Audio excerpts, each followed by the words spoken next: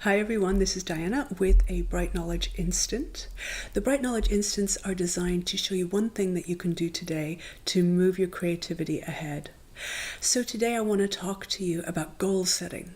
Now, goal setting tends to be something that people get excited about initially, but then they run out of steam. They run out of motivation with it.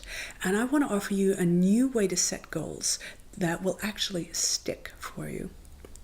Here's the issue. Most people state a goal as a fact, such as I need to learn this song by this time, or I want to learn this piece in order to perform it at this event. And those are fine, but they really aren't goals in my opinion. Those are more like practice plans.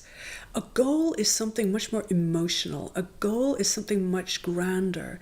It's got your bigger vision in the picture. So this really builds on the first Bright Knowledge Instant where we talk about finding your purpose or your calling, your mission. So if you haven't seen that yet, definitely go back and watch it because this training is totally based on that.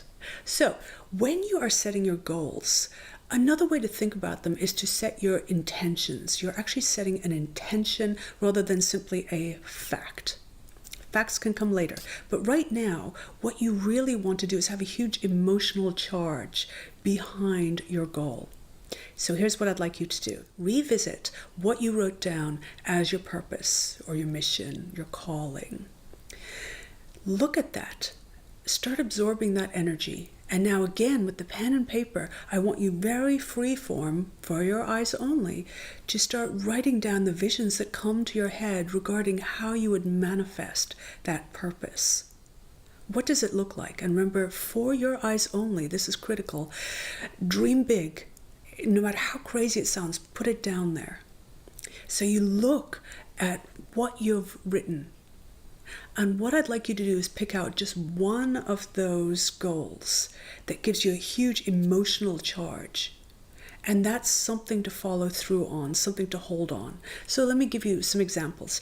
Say you have your purpose and you realize it is, I want to use my harp for healing. This is my purpose with music, for healing myself and healing those around me. Great purpose. Now a goal.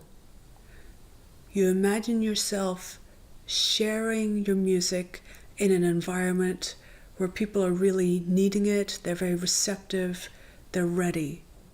There is a goal that really is in line with your healing mission. Then you look at that and you get specific.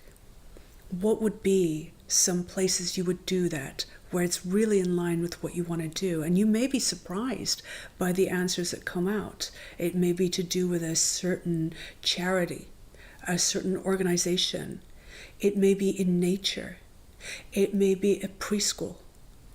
See what wells up for you as emotionally really in alignment with your purpose. So here's what happens. Purpose is a very overarching general vibe about your mission. Now, when you're setting goals, or we could reframe them and say they are intentions, they are going to be some of the ways that you manifest that. And we're not going to be getting into facts and figures. That's the critical delineation between what I would call a goal or intention and simply a practice plan and to-do list. Those things are important, practice plans and to-do lists, but those are later down the line. What we tend to do is we bring that practice plan or to-do list into the picture immediately with no clear intention, and our goal becomes, well, I need to go and play at that hospital down the street. Of course, that's totally in line with your purpose, but it hasn't been stated in such a way that you feel excited about it. Again, when you are stating that goal or intention, your idea is that you are emotionally charged and you have housed it in language that is in line with your purpose. So I want to play at the local hospital because my mission is to bring healing music to those who want it and those who are receptive and those who need it. Wow, that's so much more motivating than saying, well, I want to play at the hospital, and so then I'm going to be there on Mondays and Thursdays. right? Try that out today. Again, the idea is to go back to your purpose. And as you do this, you'll get better and better at it. If at first your purpose is kind of long and a little bit vague, don't worry. Keep working through this. So you've got your purpose. Look at it, feel it, and start to imagine, what does it look like when I manifest this purpose? And as you start getting these visions in stream of consciousness, I want you to start writing them down for your eyes only. And then as you read them back, something will pop out. You'd only pick one to practice on one right now, because trying to practice on 3 different intentions can be really confusing. Just one that really embodies a lot of feeling for you. You get a lot of charge, and I want you to write that intention out in a way that's highly emotional, as the example I gave you.